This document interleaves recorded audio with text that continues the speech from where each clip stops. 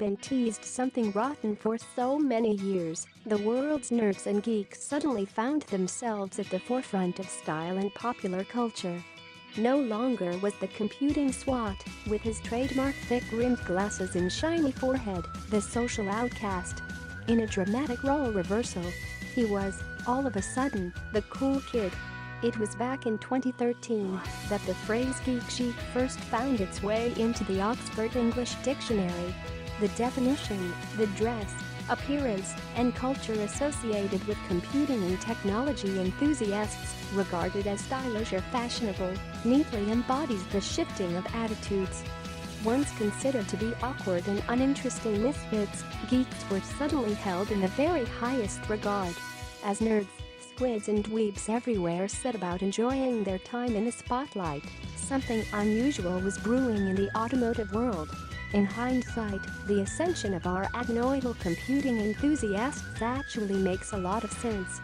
For one thing, as pointed out by a 2013 article in The Guardian, the digital revolution elevated alpha nerds such as Steve Jobs and Bill Gates to unprecedented power and influence. Red Bull's Adrian Newey on the new Aston Martin MRV001. And whereas many of us might once have been distrustful of new technology, the fact that we all found ourselves walking around with a quite brilliant piece of it in our trouser pockets will surely have made us all more receptive to it. Computer technology has come to form the very foundation of our day-to-day existence. Accordingly, the people behind the technology have become superstars. Would it be too much of a stretch to declare scientists, computer programmers and engineers the new rock stars? Perhaps, but there's certainly less clear air between the two groups now. You need only consider the vast public profiles enjoyed by two of today's geeks in chief. Physicist Professor Brian Cox and Tesla and SpaceX founder Elon Musk, to see that nerds no longer lurk nervously in the shadows.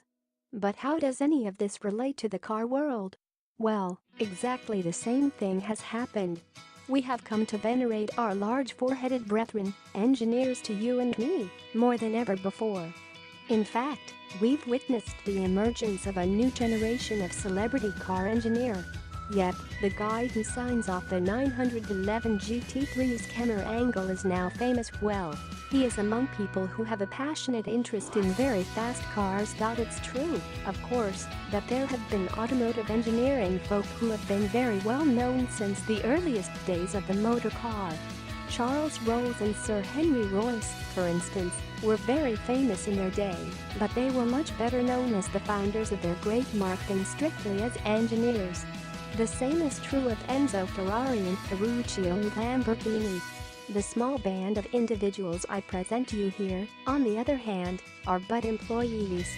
You'll know Andreas Preuninger as the boss of Porsche's motorsport division, and recognize Tobias Moers as the chap from Mercedes-AMG. Matt Becker, of course, is the guy who helped forge Lotus's reputation for handling excellence. He's hurriedly doing the same for Aston Martin today, while Albert Biermann is the former BMW man who's now plying his trade at Kia and Hyundai.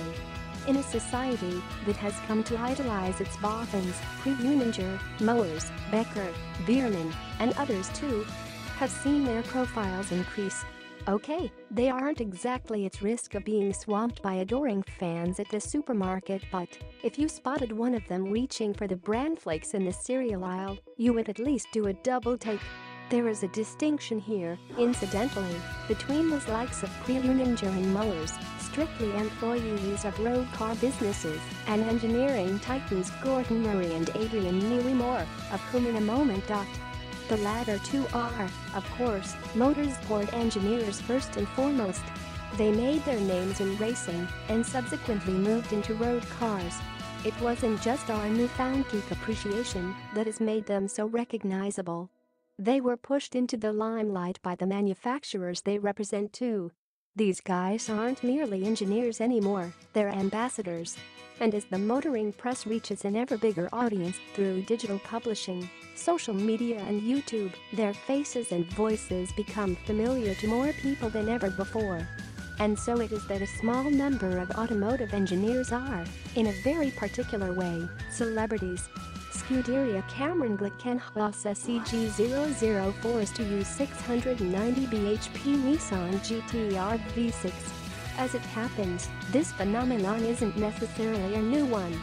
Perhaps the very first automotive engineering employee to transcend his position was Rudolf Lenhart, who oversaw Mercedes's racing and high-performance road car activities between the 1930s and 1950s, and who, as legend has it, was faster during some Grand Prix car development sessions than one JM Fangio.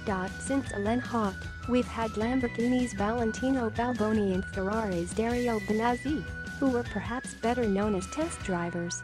So why do manufacturers choose to make famous faces of their top engineers?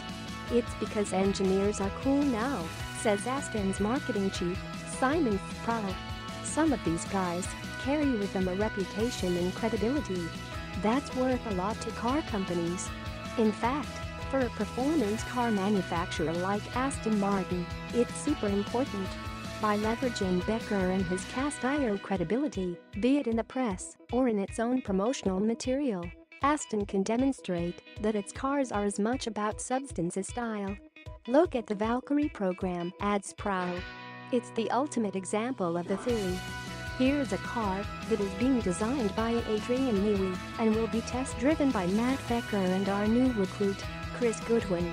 On top of that, it'll also be tested by Red Bull Racing drivers Daniel Ricciardo and Max Verstappen. Every one of those guys has a huge amount of credibility.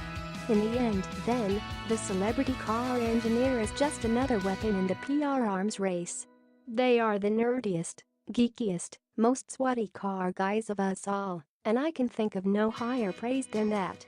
Andreas Preuninger. Having headed Porsche's high-performance motorsport division for almost 2 decades, Mr. GT3 is the definitive celebrity car engineer. Appropriately enough, he had a poster of a 911 2.7 Carrera RS on his bedroom wall as a boy. A car guy through and through, Preuninger's enthusiasm for even the tiniest of details is infectious. It isn't at all unusual to find yourself discussing GT3 RS damper settings over dinner with him for the full duration of the main course.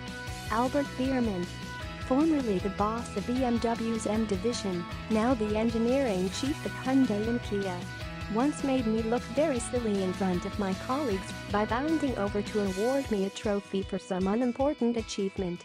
It was actually a bottle of fruit juice. Embarrassing for me, but it demonstrated a point. Biermann, like most high-profile car engineers, isn't just a robotic numbers man. He has a very funny human side to him too. Umit Becker. Having been responsible for vehicle dynamics at Lotus for many years, Becker took up a similar role at Aston Martin in 2015. The first car developed entirely under his stewardship, the DB11 V8, is a showstopper. Becker is one of the few people capable of making a 118 bhp Lotus Elise power slide like a 600 bhp BMW M5. How fast is he? When Kimi Räikkönen visited the Heppel test track several years ago, Becker's lap record remained intact. Tobias Mowers. Ask Mercedes-AMG boss Mowers a question he doesn't want to answer, and he'll reply with a grunt, or maybe just a steely glare. But ask the right one and he'll tell you everything you want to know, much to the annoyance of his PR minder. Characterized by a very low tolerance for corporate nonsense, it was Mowers' idea to put the multi-championship winning power unit from Lewis Hamilton's Formula One car into the road-going Project One hypercar.